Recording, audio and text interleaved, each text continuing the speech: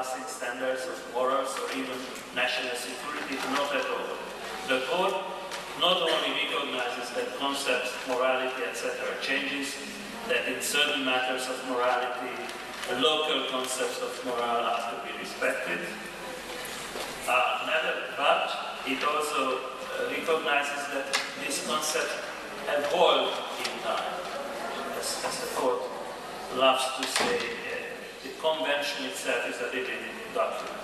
So what was considered acceptable under national security in Ireland for detention 40 years ago is certainly not acceptable today. These concepts are changing. What is the source of the change? It's partly the emerging consensus in Europe, partly the dynamic interpretation of existing precedents of the Code. As to national security and Turkey, if you look at earlier cases, and I think I referred to this in my presentation, the Court recognized that, for example, the national security situation was very different in the southeastern part of Turkey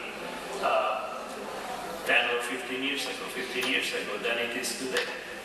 And therefore, in that context, what was considered to be inciting wouldn't be considered inciting today, certainly not if it's said in Budapest or Ankara and Strasbourg.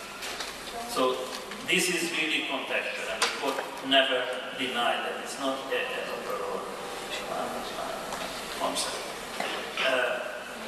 Now, as to religion and offensiveness, the Court has a decision called Otto Preminger Institute, where they said that in matters of religion, basically local religious sentiment matters. But in more recent decisions, the Court very much moved away. It didn't give up this position, it was never overruled, but there are specific judgments, decisions and judgments which basically do allow the criticism of religion. And in fact, there is one Turkish case which seems Turkey was one of the parties is called Aydin Tatlav. It's a 2006 decision where, although the Court says that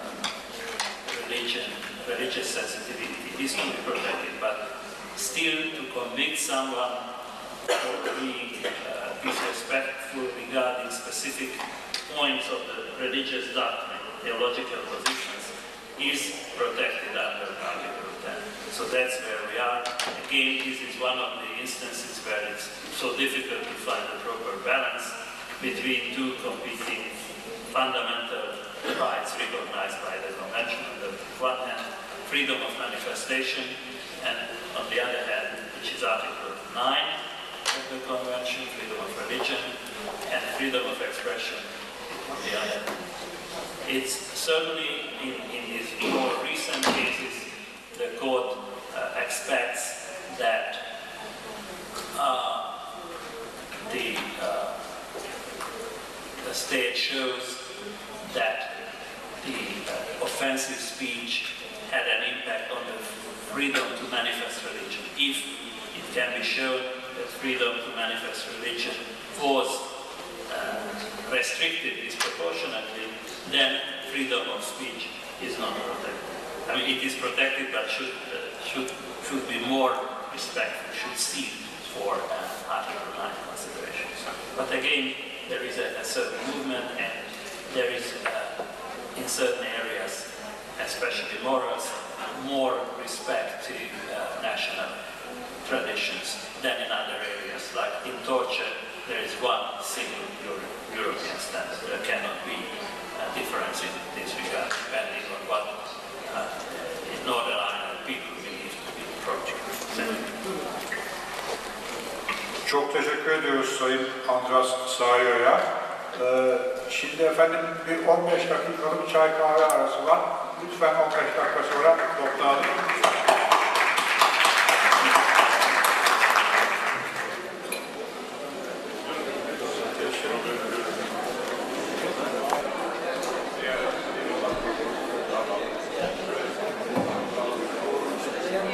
Değerli meslektaşlar, sayın konuklar, bugünkü birinci oturumun ikinci bölümünde konuşmacımız Avrupa İnsan Hakları Mahkemesi'nin önceki yargıçlarından İspanya adına görev yapmış Sayın Francis Javier Borrego, kendisinin konusu özel hayata ve aile hayatına saygı. Yalnız bu geniş kapsamlı konuyu Sayın Borrego iletişimin denetlenmesi kapsamında işleyecek, açıklamalarını bu bağlamda yapacak. Ben bu değerli konuşmacımıza sözü bırakıyorum. Eminim ki daha önceki konuşmalarda o da çok yararlı bir sunuş yapacak.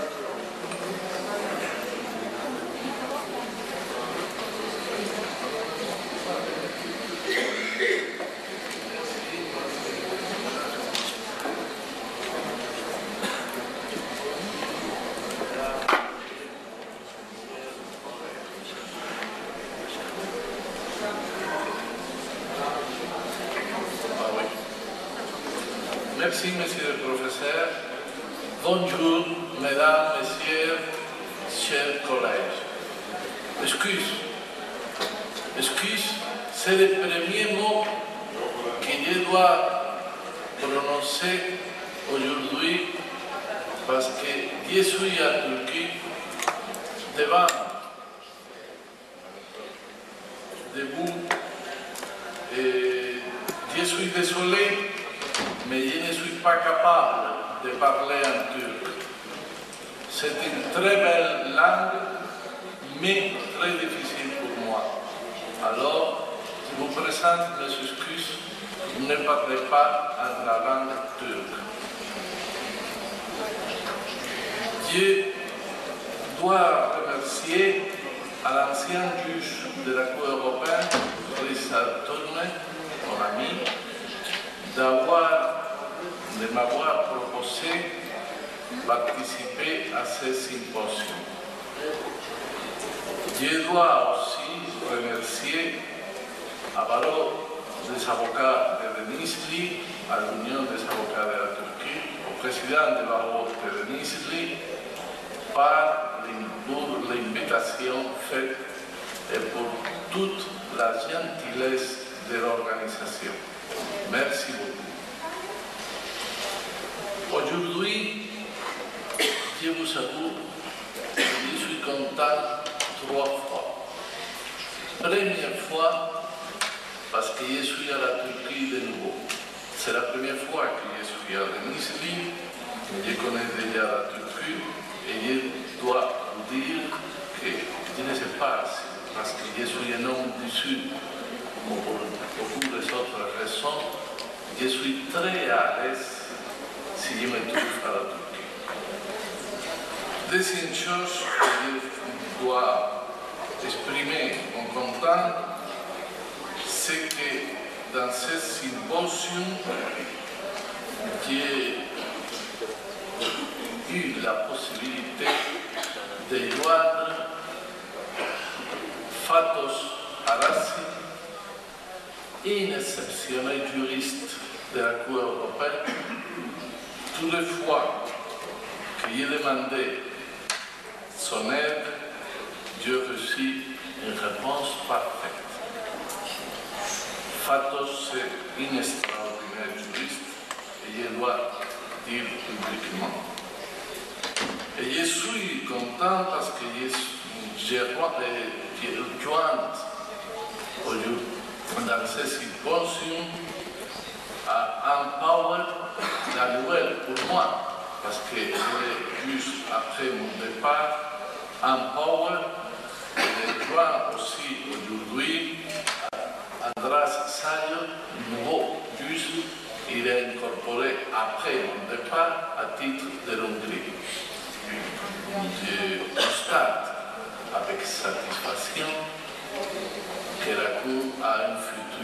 bien assuré avec ces nouveaux juges. Et troisième fois, je suis content d'être dans un symposium des droits de l'homme. Tout le monde pense que les droits de l'homme sont déjà un acquis de l'humanité. Permettez-moi de vous dire que je ne veux pas dire que les droits de l'homme sont dans une situation dangereuse, mais ils sont dans une situation de risque. Pourquoi? À mon avis, personne n'ose aujourd'hui aller contre les droits de l'homme. Personne. Mais est-ce que tout le monde est d'accord en respecter les droits de l'homme?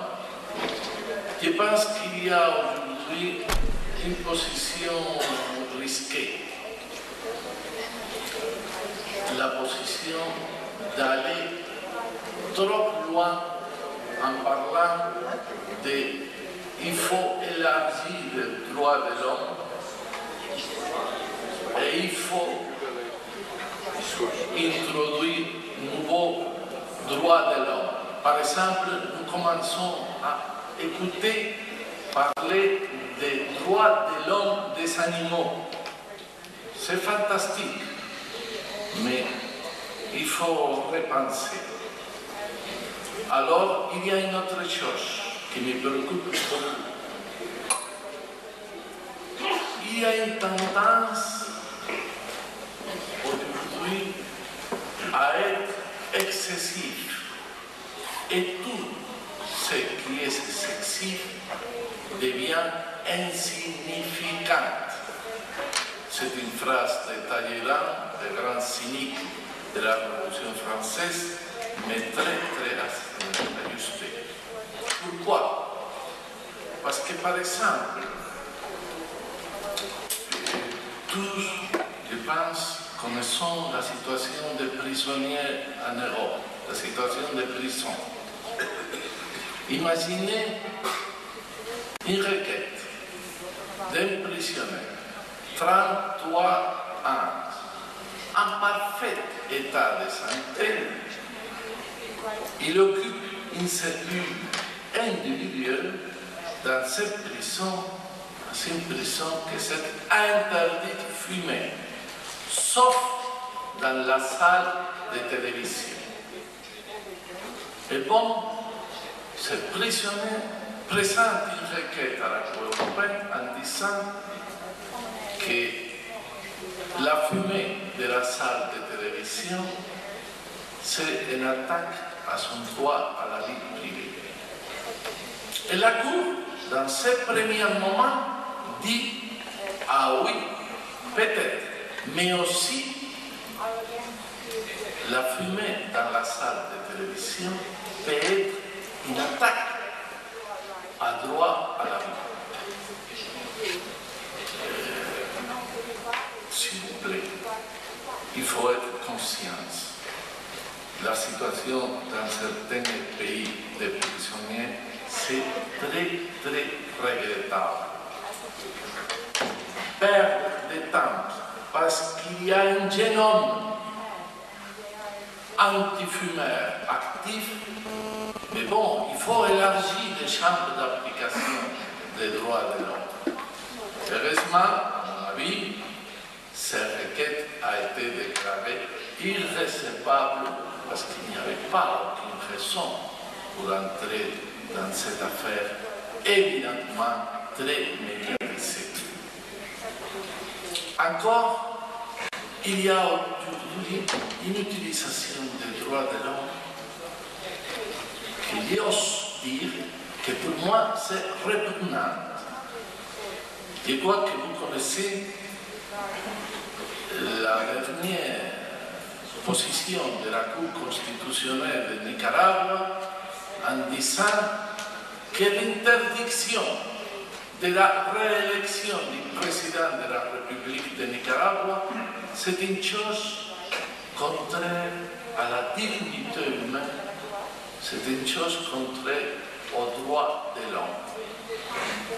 Franchement, si constitutionnellement c'est interdit une réélection présidentielle, dire que cette interdiction, c'est une attaque à la dignité de l'homme et aux droits de l'homme, à mon avis, signifie le péril, le risque de frivoliser avec une chose très très sérieuse comme sont les droits de l'homme.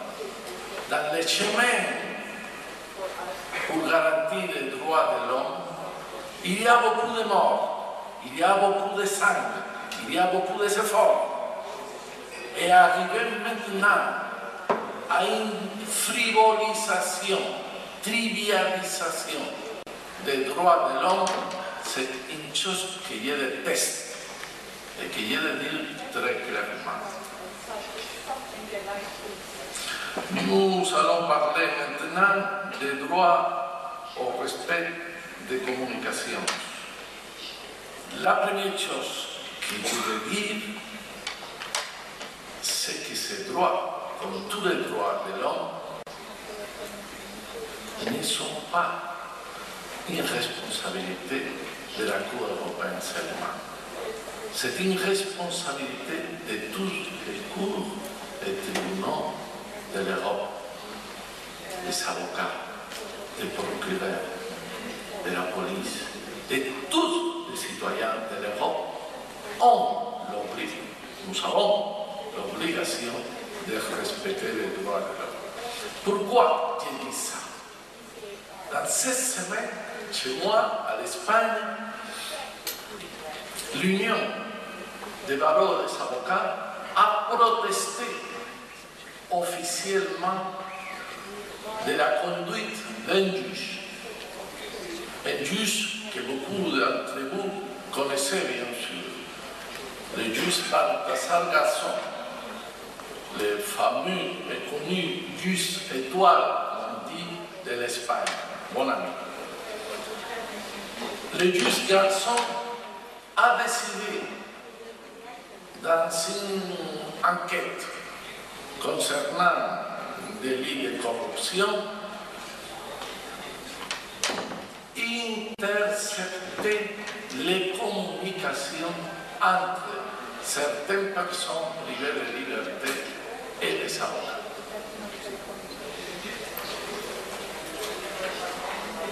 Ça, c'est en Espagne un scandale. Et la réaction vient de l'Union des barreaux de l'Espagne, et même le mercredi de cette semaine, les barreaux de Madrid, le plus important du pays, a annoncé qu'il va porter plainte contre ces juges. Parce que les droits au respect des communications, surtout si nous parlons d'une personne privée de liberté et son avocat, c'est un droit absolument sacré. Il n'y a pas une réaction du ministère public, il n'y a pas eu une réaction de la justice, c'est une réaction des barreaux, des avocats. Parce que les droits de l'homme, c'est une obligation à tous. Bon,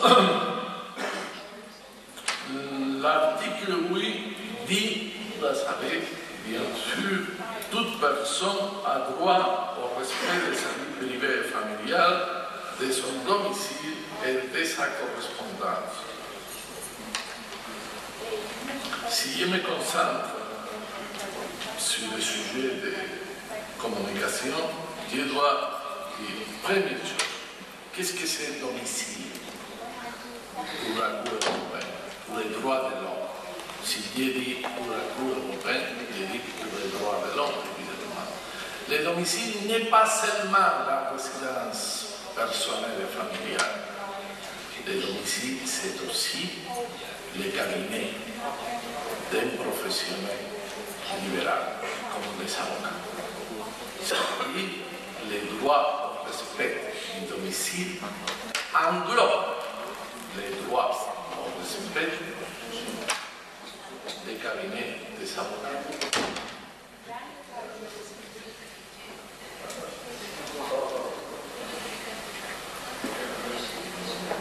Doucement. Ok.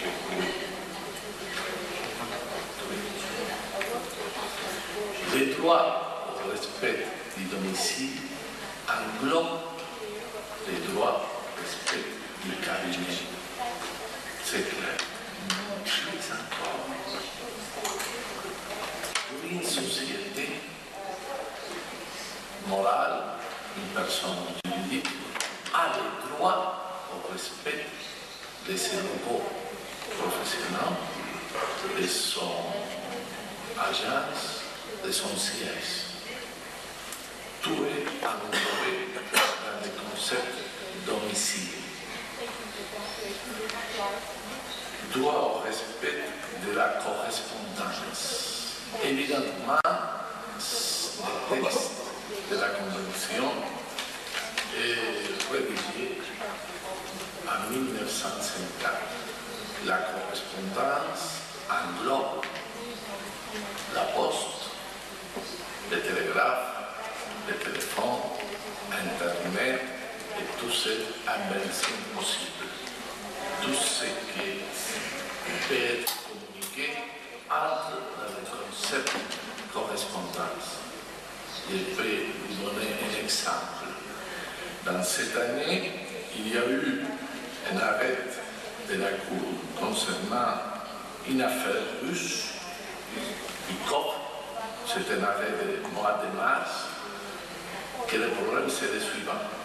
Dans les suites présumées proposition d'assassinat, la police introduit un appareil radiotransmisseur à une personne, que la porte est ouverte, il entre, il y a eu une conversation et le son est transmis à la police à l'extérieur du bâtiment et la police fait enregistrer la conversation. Les autorités russes ont dit que ça n'est pas une communication protégée pour le respect des communications, parce que la conversation entre le commanditaire de l'assassinat et la personne qui doit le faire, c'est une conversation volontaire. La Cour a dit que pas du tout, qu'enregistrer une conversation sans connaissance de la personne qui participe dans cette conversation, c'est une question concernant les droits au respect des communications. Ça, c'est clair. Alors, qu'est-ce que c'est la règle générale? C'est le respect au droit au secret des communications. Mais la lutte contre la criminalité impose attendre, écouter, enregistrer les communications. Bien sûr, c'est vrai, mais attention. Restreindre un droit, c'est possible, mais avec des conditions. Conditions très claires.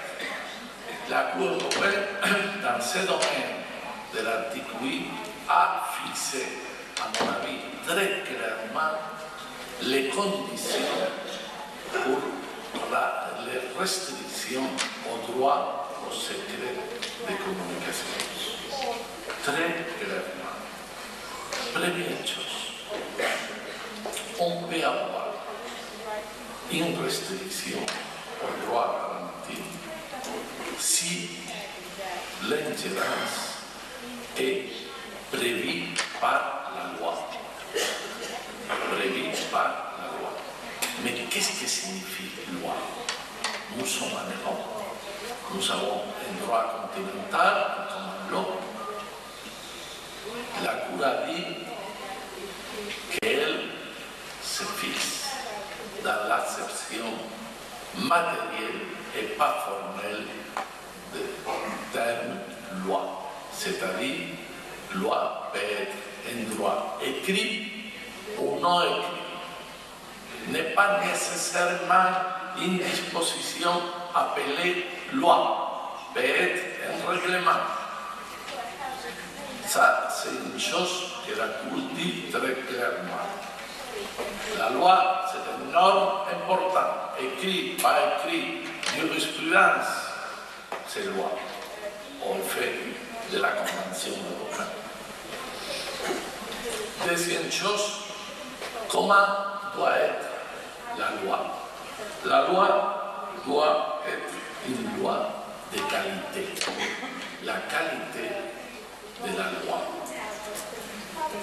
Que signifie qualité de la loi? Que la loi doit être accessible et prévisible. Accessible, c'est clair. Une loi secrète n'est pas une loi accessible. Loi prévisible. La loi doit user des termes assez clairs pour indiquer à tous, d'une manière suffisante, en quelles circonstances et sous quelles conditions la loi habilite à un pouvoir public à prendre restriction à la liberté au secret de communication. Quelles sont les conditions? La Cour a dit la qualité de la loi exige que la loi fixe, premièrement, la nature des infractions susceptibles de donner lieu à une interception, c'est-à-dire des infractions importantes, des infractions mineures, ne sont pas protégées de cette façon. Deuxième chose, la Cour dit que la loi doit définir des catégories de personnes susceptibles d'être mises sur l'écoute.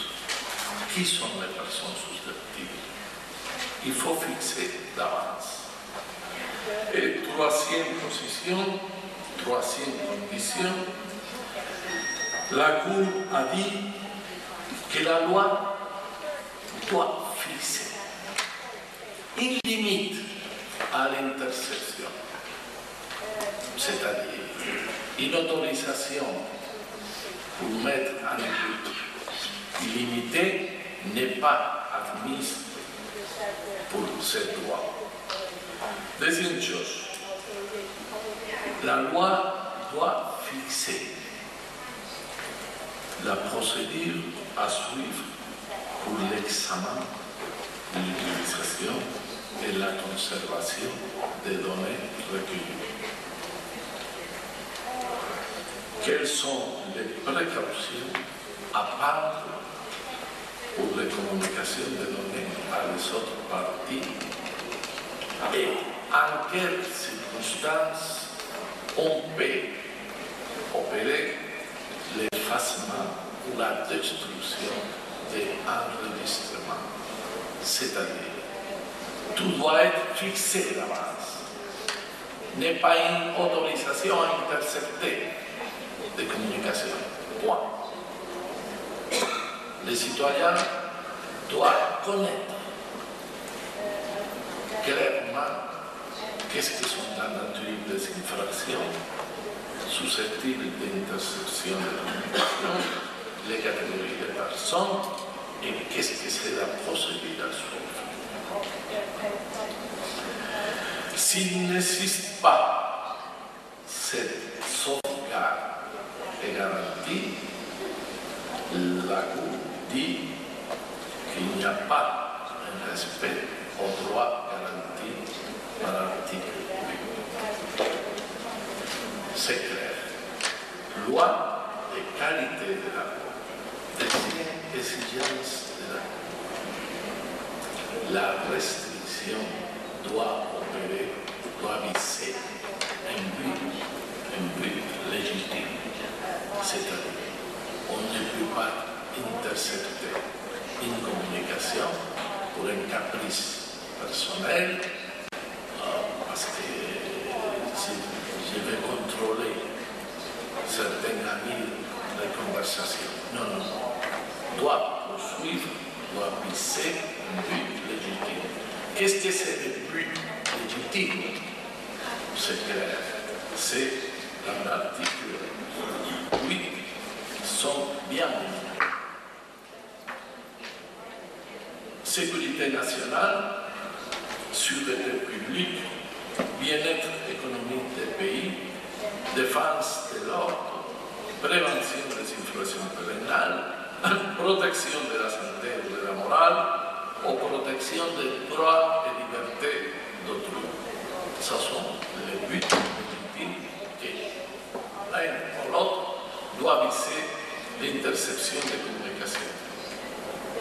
Et troisième condition, la plus polémique, la plus importante, la plus discutée, la plus controversée.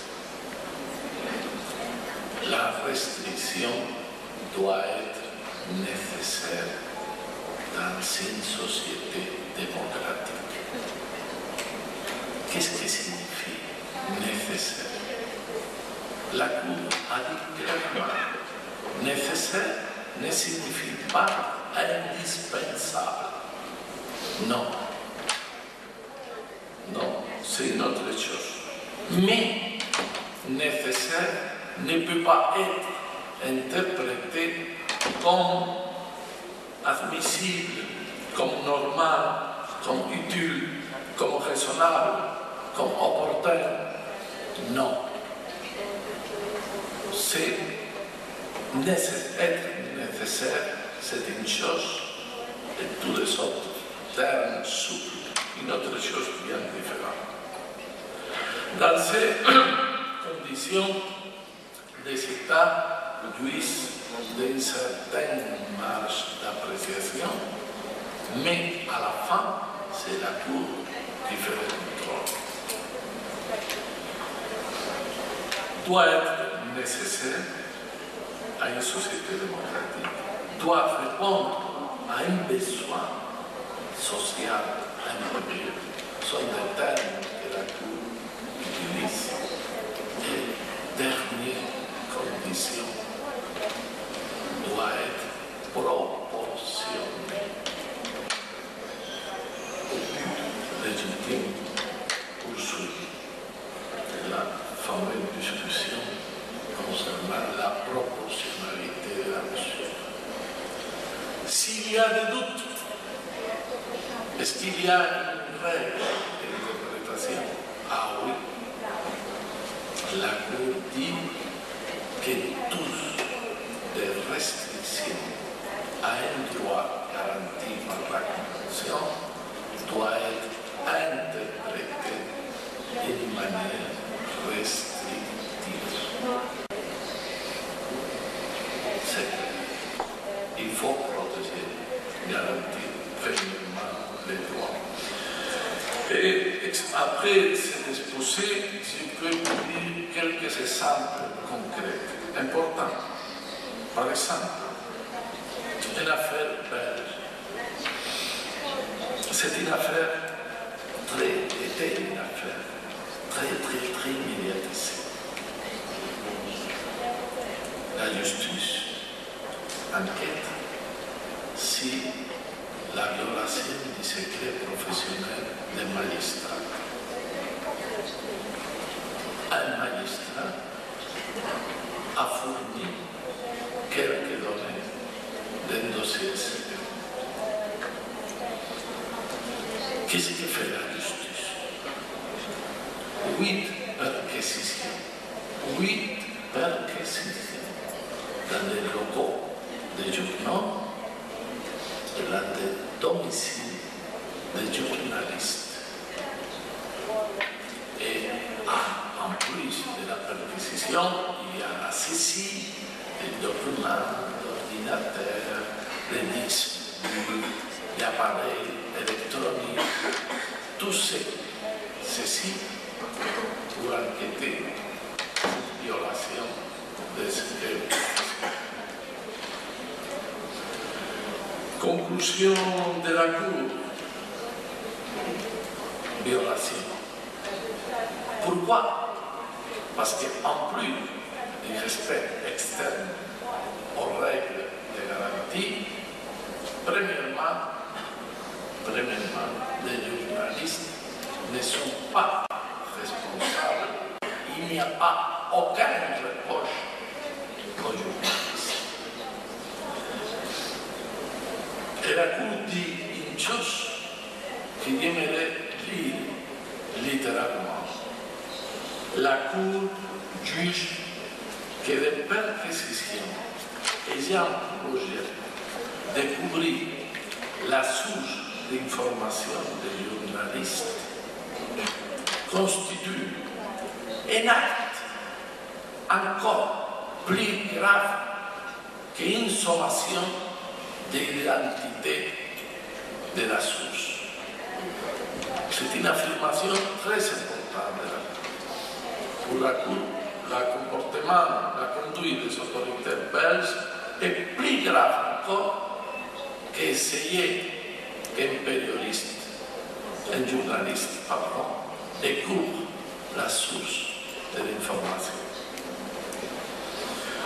Troisième, un autre bloc d'exemples peut être la question bien connue de l'interception des correspondants des personnes privées de liberté. Normalement, la Cour conclut toujours que dans ces cas, il y a une violation des droits de l'homme parce qu'il n'y a de règles claires, il y a des arbitraires dans cette interception, etc. Je peux vous dire trois exemples concrets.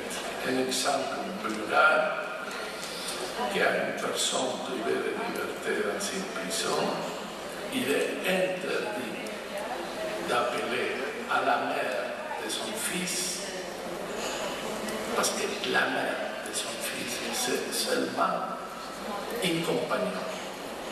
Ils ne sont pas mariés. La Cour dit que ce problème ne justifie pas une interdiction de communiquer. Dans le Royaume-Uni, s'il y a une enquête sur faillite, les règles imposées, pas encore, non, aujourd'hui non. Et toute la correspondance de la personne en situation de faillite doit être remise à l'autorité compétente, copiée et après remise à cette personne. Ça, c'est un comportement excessif de la loi et la Cour a dit violation. Une affaire peut-être ridicule, mais qui montre que nous ne sommes pas dans une Europe que les droits de l'homme soient généralement respectés. L'affaire Djadid Hakim contre la Roumanie. Un arrêt très très récent. Un prisonnier, il veut écrire une requête à la Cour européenne. Il a besoin des papiers et aussi des timbres pour la lettre. La prison ne fournit pas les timbres. Alors, cette prisonnière ne peut pas envoyer une lettre à la Cour européenne. Violation. Je vous en prie que nous sommes à l'Europe. Il y a un prisonnier qu'il ne pouvait pas écrire une lettre parce que le timbre nécessaire pour l'envoi postal n'est pas fourni par les autorités de la personne. Bon, nous pouvons parler d'une affaire Internet. C'est une affaire finlandaise d'année dernière. Dans Internet, il y a l'annonce d'un mineur 12 ans sur un site de rencontres sexueuses et le père de l'enfant demande connaître qui est la personne qui a commis cette annonce sexuelle de son fils, avec une photo, avec le numéro de téléphone, et qui a occasionné des appels téléphoniques essayant une rencontre sexuelle avec cette mineure. Dans l'époque, la loi finlandaise ne permettait pas obliger ou fournissait d'accès à Internet à identifier l'auteur de cette annonce. Aujourd'hui, la loi est changée. La Cour dit que le respect de la confidentialité a emporté sur le bien-être physique et moral. Il a emporté sur le bien-être physique et moral et conclut dans l'existence d'une violation. Et pour terminer, nous sommes, je pense que la pratique, majorité, unanimité ici, des avocats. Et aussi, nous sommes des contribuables. Donc, il y a une très intéressante pour moi affaire française, André, de l'année dernière, que l'histoire c'est la suivante. Il y a une enquête concernant certains comportements inclusifs de fraude dans une société avec factures fictives, même transactions sans facture, tout ça. Et un juge accorde la perquisition et la saisie nécessaire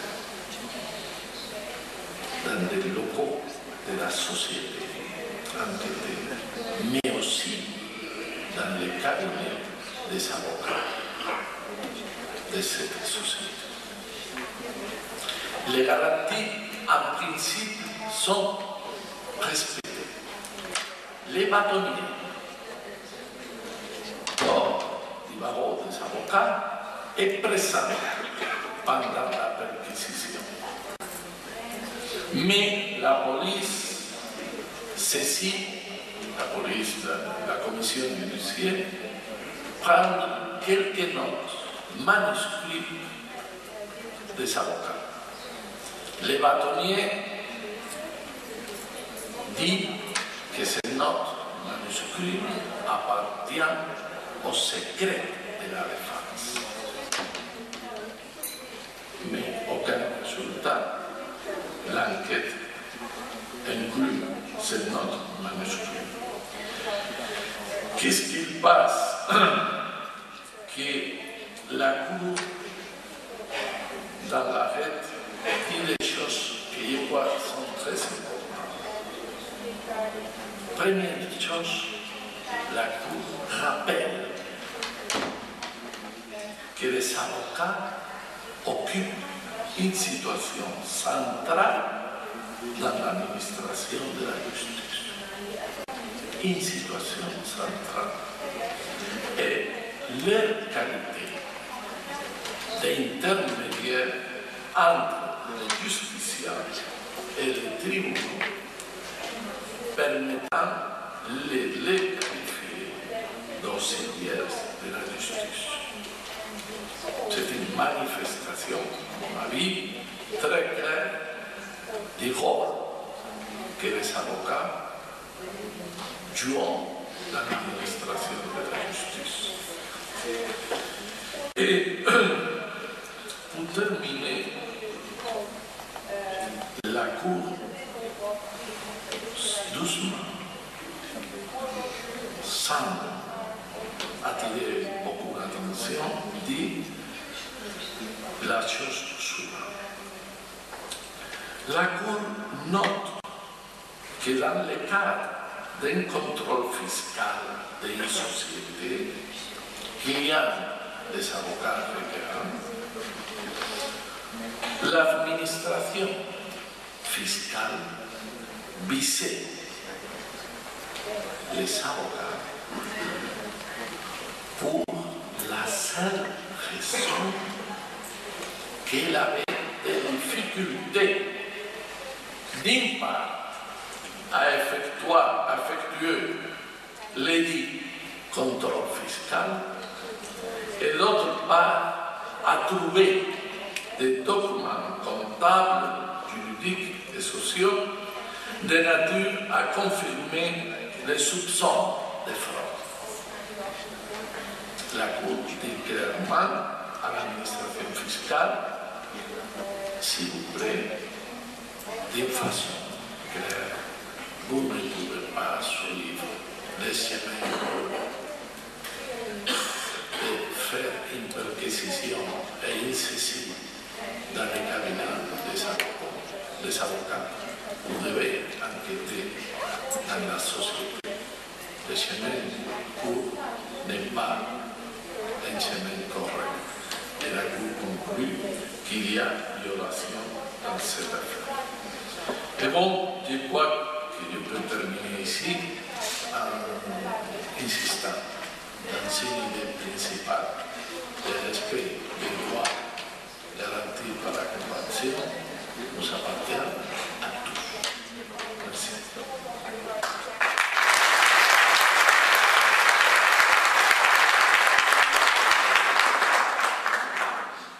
Efendim Sayın konuşmacımız Javier Borrego'ya bu ilginç ve önemli sunuşundan dolayı teşekkür ediyoruz. Gerçekten pek çok önemli noktaya değindi. Bu arada özellikle bizleri avukatları ilgilendiren müvekkil avukat haberleşmesinin iletişiminin gizliliği hatta kutsallığı kavramı bizler için son derece önemli. Avukatın bürosunun dokunulmazlığı konuları da özellikle avukatları çok yakından ilgilendiren konular arasında. Avrupa İnsan Hakları Mahkemesi içtihatlarına göre adı kanun olan her düzenlemenin Avrupa Mahkemesi içtihatları açısından kanun sayılmayabileceğini de bu vesileyle bir kere daha hatırlamış olduk. Benim öğrencilerim salonda da var, bilirler. Bizim hukuka giriş derslerinde kitabında bu konuyu ısrarla vurgulamıştık. Yani adı biçimsel olarak kanun olan her kanun hukuk açısından kanun olmayabilir. Neyse ben yeni bir sunuş yapacak değilim. Fakat bu kadarını söylemekten kendimi alamadım. Şimdi az vaktimiz kaldı ama bu kadar önemli bir konuşmada mutlaka soru sormak isteyenler vardır. Benim dileğim, ricam, istirhamım, değerli meslektaşlar sorularını mümkün olduğu kadar kısa sorsunlar. Bir de değerli çevirmenlerimizin durumunu düşünerek biraz ağır tempoyla konuşsunlar. Buyurun. Sizi gördüm efendim. Buyurun.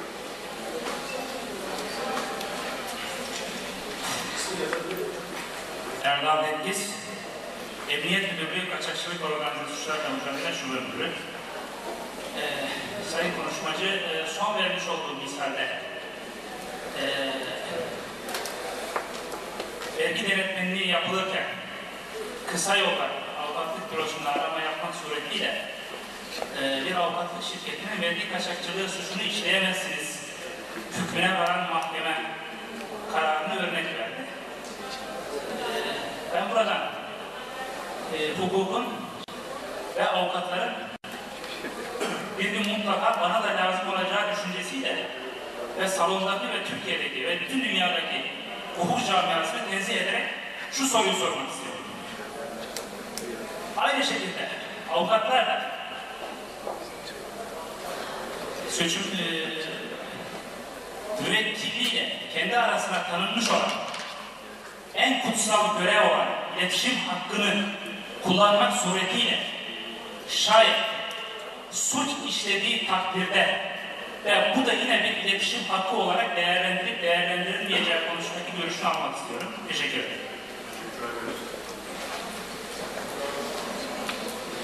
Buyurun efendim. Bir saniye.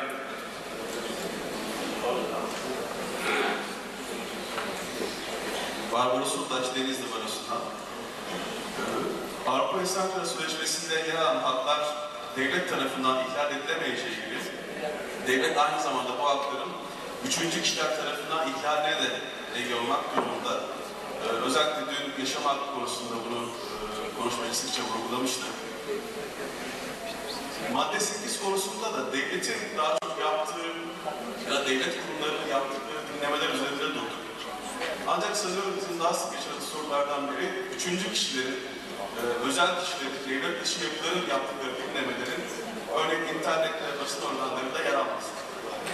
Devletin iletişimin bir üçüncü şahıs tarafından dinlenmesini engelleme görevi üzerine herhangi bir iştahat var mıdır? Teşekkür ederiz. Başka soru görmüyorum efendim. Buyurun.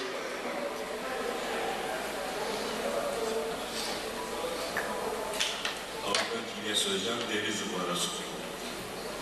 Sayın Başkan, basına da yansıdığı gibi ve Türk hukukçuları ve Türk toplumu ilgilendiren konulardan bir tanesi, Sincan Ağır Ceza Mahkemesi'nin başkanının vermiş olduğu konuşmaya yer olmadığı kararın iptalinden sonra yapılmış olan iletişimin dinlenilmesi, yargı organlarının yapmış olduğu işlemlerden dolayı yapılan denetimler ve bunun bağlamında olan tüm yapılan işlemlerin iletişime denetlenmesinin aykırı olup olmadığı ve hukukçuların üzerindeki baskının artırılmadığı ve yargı bağımsızlığının ayaklar altına alınmadığı konusundaki düşüncelerimi soruyorum. Teşekkür ederim. Teşekkür. Buyurun.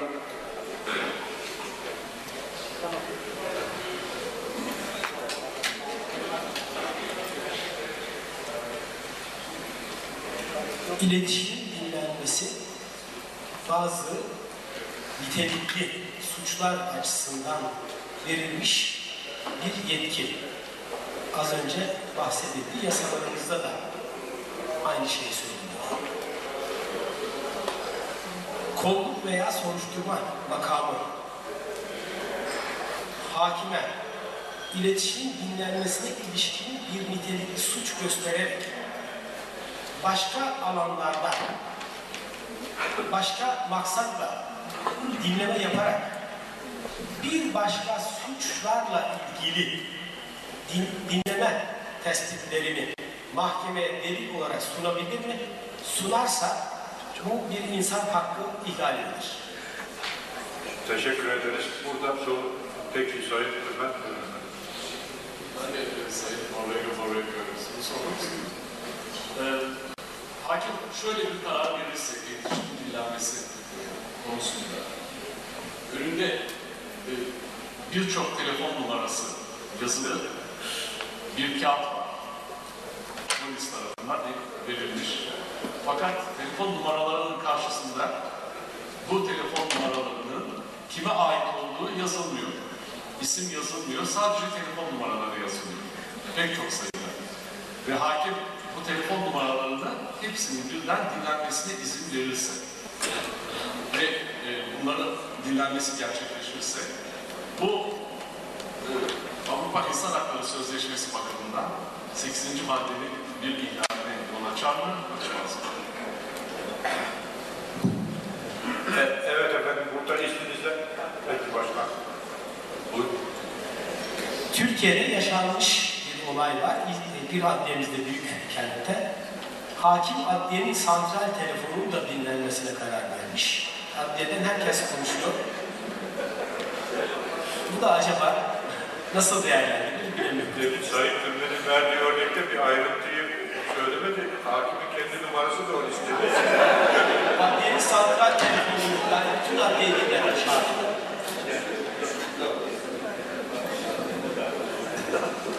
Evet efendim, müsaadenizle burada kesiyoruz sayın konuşmacıya.